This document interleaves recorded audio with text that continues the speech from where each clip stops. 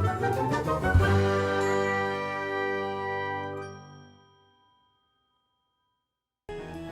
kids! November is National Reading Month, and to celebrate this, I want to read a story to you published by Brille Petit in print. The story is entitled Pass the Message to Picasso. I wrote this story and it was illustrated by Dominic Agsawe. Let's begin!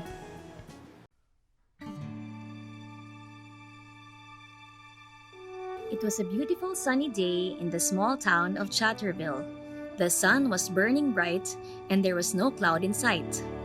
And so, Mr. and Mrs. Ockler were surprised to have spotted Mr. Piggles and his son Hamsworth walking up the road in their raincoats.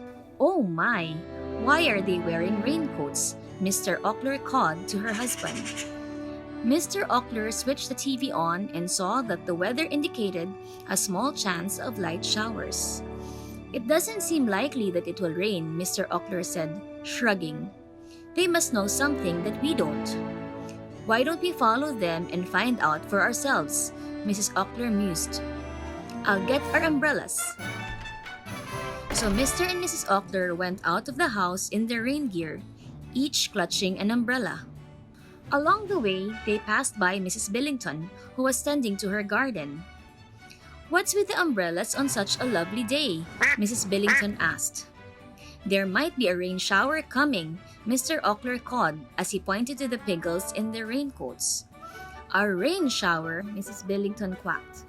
"I better place my plants indoors," she thought to herself. My, Mr. Gothic the duck's neighbor bleated. "Why are you puttering about?" "I heard that there might be a big weather upset," Mrs. Billington answered. "I don't want my plants to drown in the downpour." "What? Who told you?" Mr. Gothic asked. Mrs. Billington pointed to the magpies with their umbrellas, closely trailing the Piggle boys. "They seem to be going uphill," Mr. Gothic said out loud. "Maybe they're planning to move to higher ground. This could be a serious storm." Miss Billington quacked in horror. "We better get some supplies and follow them." Mr. Gothic packed a picnic basket with water and some cookies. He then grabbed his raincoat and galoshes before heading out of his house. When he stepped out of his gate, Mrs. Billington was already waddling behind the magpies in her polka-dotted poncho. Mr. Gothic lopped along, almost bumping into Miss Cathy, who came from the market. "Oh, are we having a picnic?" she asked, glancing at Mr. Gothie's basket. "Oh no, this is emergency food," Mr. Gothie said. "We never know how long the storm might last." "A storm?" Miss Cathy hissed as she turned white.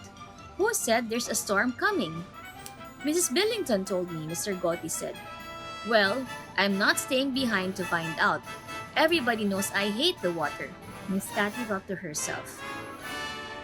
She grabbed a carton of milk and hurried to catch up to the line of animals hiking uphill. Picasso the puppy saw the queue and caught up with Miss Cathy. "Is there a parade?" Picasso asked, wagging his tail excitedly. "Oh no, my dear," Miss Cathy said. "Where are your parents?" "They're in the grocery."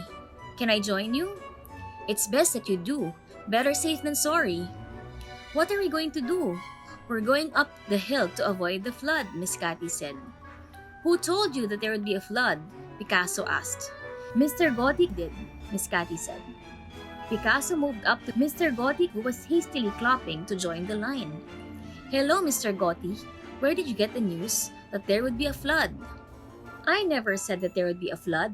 I just said that a storm is coming," Mr. Gothic clarified. "Who said that there would be a storm?" Picasso asked. Mr. Gothic bleated at Mrs. Billington. Picasso ran for Mrs. Billington, who was waddling behind the magpies. "Hi, Mrs. Billington. Where did you hear that a storm is coming?" Picasso asked Mrs. Billington. "A storm? I only said that there might be a weather upset," Mrs. Billington cleared up. "At least that's what the magpies told me." Picasso went further up the line. "Hello, Mr. and Mrs. Ockler. Is it true that there will be a weather upset?" "Oh, we think it might just be a rain shower," Mr. Ockler said. "Who told you that there would be a rain shower?" Picasso asked. "No one," Mrs. Ockler quipped. "That's why we're following the Piggles. We want to know why they have their raincoats on." Picasso dashed to the pickles. Oh, hi, Picasso, Hamsworth waved to his friend. What are you doing? I just want to find out when the rain showers are coming.